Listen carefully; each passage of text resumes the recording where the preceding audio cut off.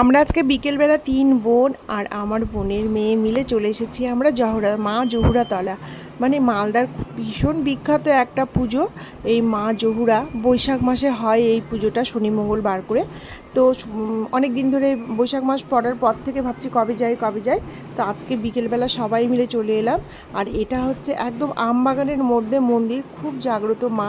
শুনেছি মায়ের বৈশাখ মাস করে মা এখানে বিরাজ করেন। অনেকে বলে যে আমরা মাকে দেখতে পেয়েছি, কি মার রূপে হয়তো কাউকে দেখতে পেয়েছি। মায়ের এখানে রাত্রিবেলা করে মায়ের তোড়ার নুপুরের শব্দ হয়, এরকম নানান জনের নানা মত এখানে শুনেছি। আর মোটামুটি প্রতি বছর আমরা আসি, মানে বৈশাখ মাস পড়লে এই যে পুজোটা যখন হয় শনি মঙ্গলবার করে, আর বিশাল মেলা টেলা বসে। যারা পুজো দেওয়ার জন্য আসে তারা অনেক ভোরবেলা আসে, প্রায় 3-4টার মধ্যে সেখানে লাইনে দাঁড়িয়ে যায়। সকাল টাইমটা এখানে প্রচুর পরিমাণে ভিড় থাকে। সকাল টাইমে পূজা দেওয়াটা খুব টাফ। সকালে দুটো লাইন হয়, একটা অঞ্জলির লাইন, একটা ভোগের লাইন। তোমরা অঞ্জলি ভোগ দিতে গেলে তোমরা একবার এক একটা লাইনে দাঁড়িয়ে দিতে পারো।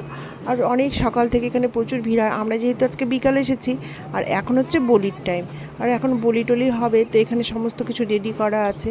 আর মন্দির চত্বরে তুমি ভোগ প্রসাদ তারপরে খাওয়ার সব কিছু পেয়ে যাবে। আর মন্দিরের যে এলাকাটা সম্পূর্ণটাই নিরামিষ রান্নাবান্না হয় এখানে, কারণ যারা উপোস করে আসে তারা নিরামিষ খায়। আর তার থেকেও বড় কথা, অনেক দূর দূরান্ত থেকে যেহেতু লোকজন আসে, সেই জন্য এখানে খাওয়ার ব্যবস্থাটা খুব ভালো থাকে। ঠান্ডা কোল্ড ড্রিঙ্কস, শরবত সব কিছু এখানে পাওয়া যায়।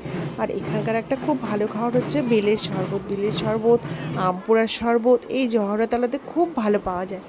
আর দেখো এইটাই হচ্ছে মায়ের আদি মন্দির, আর এইটাই হচ্ছে মায়ের সেই স্থানটা।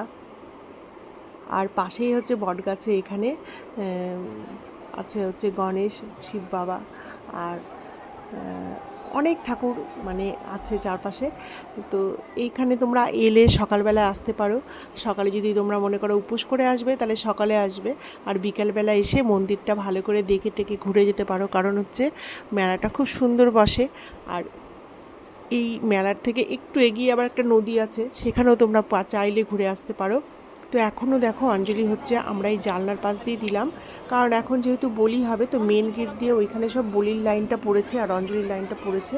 তো আমরা যেহেতু শুধু ভোগটা দেব, তো আমরা আর ওই মেন গেটের ওখানে গেলাম না। এই সাইড দিয়ে ভোগ দেওয়ার ব্যবস্থা আছে আলাদা করে, এখানে কোনো লাইন দিতে হয় না। এখানে তুমি ভোগ সঙ্গে সঙ্গে নিয়ে এলেই দিয়ে দেবে ওরা।